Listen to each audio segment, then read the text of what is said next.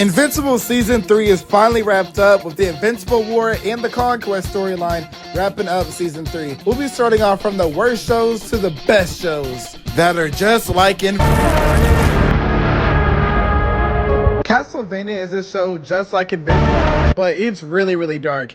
It's based off the video game series called Castlevania, ironically. And Invincible and Castlevania both take the time to build up both of their brutal and bloody dark climaxes. And Invincible is kind of more bright and exciting fantasy, but Castlevania is just like Dracula and vampires.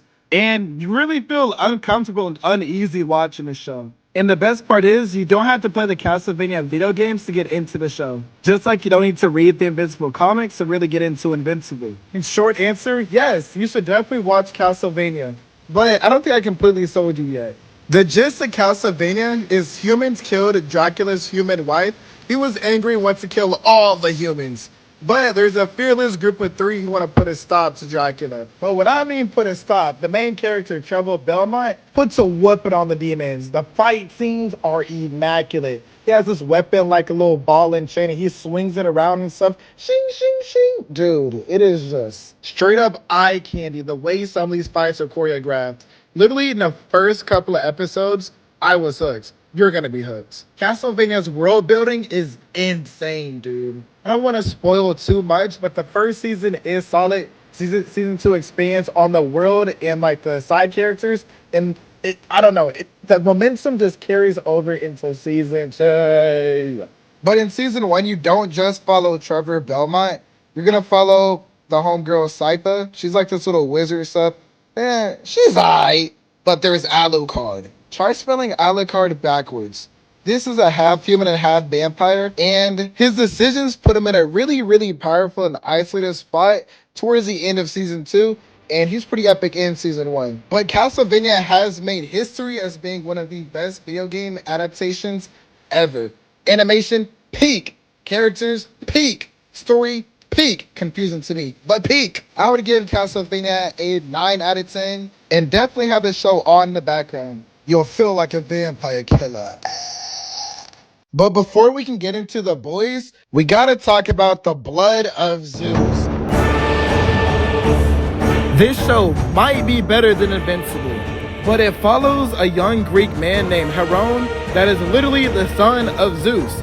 And he copes with his knowledge of being the son of Zeus. Oh, the blood of Zeus is making sense. But remember, did you need to read the Invincible comics to get into the show of Invincible?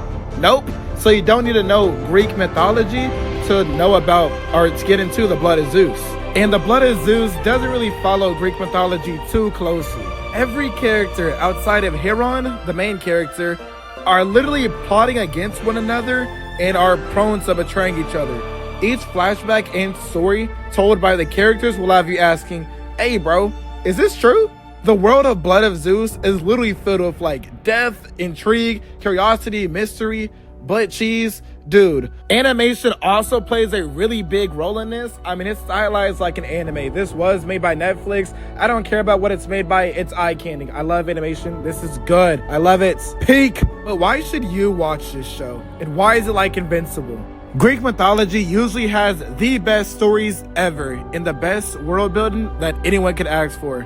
The aesthetics, animation, 10 out of 10 is peak. Literally, you can pause every frame. It looks like a comic book.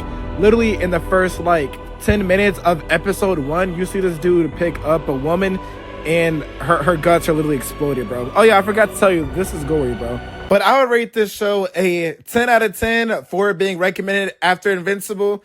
Because in case you didn't know, Invincible and Superman are based off of Greek gods and stuff. They can fly and junk. But the Blood of Zeus is a little underrated, and I haven't heard about this show until I did a little bit of research, and I would definitely recommend this show. I'm literally watching it while recording. Heron's character kind of follows Mark's character in season 1, where he discovers his powers and comes to terms with him being the son of Zeus. There's going to be battles of giants and celestial and mythical creatures that you probably have or haven't heard of. In the show, the fights are violent and it's better animated. Imagine the Invincible animation, but if the characters or if the animators actually have more time and money to work on the show. Because, the animation of Invincible being bad is because they had a lack of animation. There's only like 20 people working on Invincible's animation. But 40 people worked on the next show, Primal. This really cool show is a show you can watch directly after Invincible. And that's a lot to say because this show has barely any dialogue. You'll be watching a caveman, and he has a pet friend, Tyrannosaurus Rex. You can definitely binge this, and it's kind of like Tom and Jerry. It's like a classic. This show has many awards, beautiful animation and storytelling. And yeah, this show can be pretty gory sometimes, but the first episode, you'll be alright. If you think that no dialogue is gonna bore you, I'm gonna say heck no, my friend. Because I watched this after watching episode 1 of The Blood of Zeus. I was pretty hooked when Caveman saw his wife and child get eaten and killed by a group of dinosaurs. The caveman gets really, really mad that his family is now dead, but the dinosaurs go off and do their business.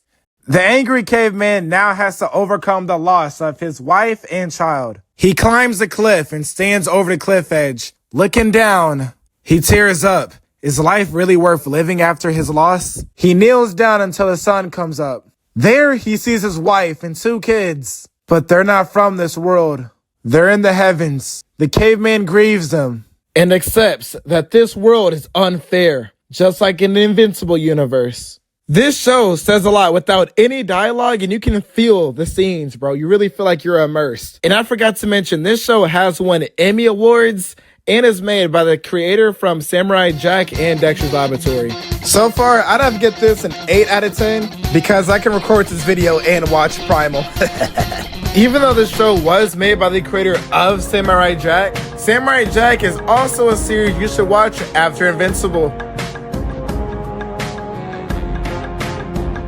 This story is about a young Japanese prince who trains for years with the magical God-given katana in the hopes of defeating a shape-shifting demon known as Aku. Extra!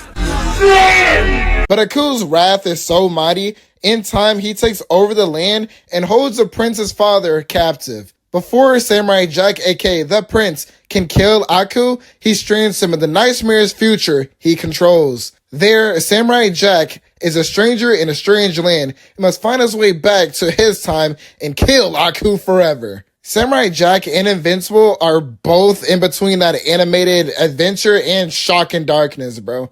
Samurai Jack isn't that gory. This was out on Boomerang and Cartoon Network back in the day. But even today, Samurai Jack is just one of those series that are just a classic and stay with even adults, even till this day. I literally know my friend Simon, he was watching Samurai Jack while eating some ramen noodles. It was chicken flavored. Stop eating them chicken flavored noodles, y'all. Beef flavor is the better one.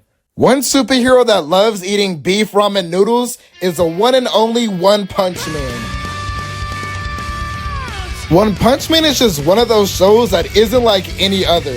The Earth has been overrun by monsters and supervillains, and this led to the creation of the Hero Association. Just like the GDA in Invincible, Saitama is One Punch Man. Saitama is part of this Saitama is a part of this hero organization, and he is in fact the strongest superhero in the world. He can defeat anyone with just one punch. But he gets really bored of winning every single fight he's in, and now he lives a low-key life of bargain hunting, slacking off, and eating them beef ramen noodles. But will he find a worthy opponent? Long story short, yes. But this show is just... One Punch Man is more like a more goofier series than Invincible in its satire, but don't get me wrong, it's superhero-y. The world building is pretty great. The manga is also popping off right now, and Saitama is actually way stronger than Invincible. And Omni-Man versus One Punch Man isn't even close. Check out that video popping out March 19th, 2029. If you like the Invincible War, imagine if Invincible was like a really, really goofy, bald hero egghead warrior, bro. Even if you watched One Punch Man before, watch it again. Or watch The Blood of Zeus, or watch freaking Primal, bro. Honestly, none of these shows got nothing like Invincible because Invincible is the one and only Invincible, and we can only wait 3 years, 4 years, 5 years tops for season 4 to come out. Rewatch Invincible, but in case you need something other to watch than Invincible, you have these shows available to you. You can always check out the Invincible comics. For now, drop a like and leave me your favorite character. For now, I'm gonna wait for Invincible season 4.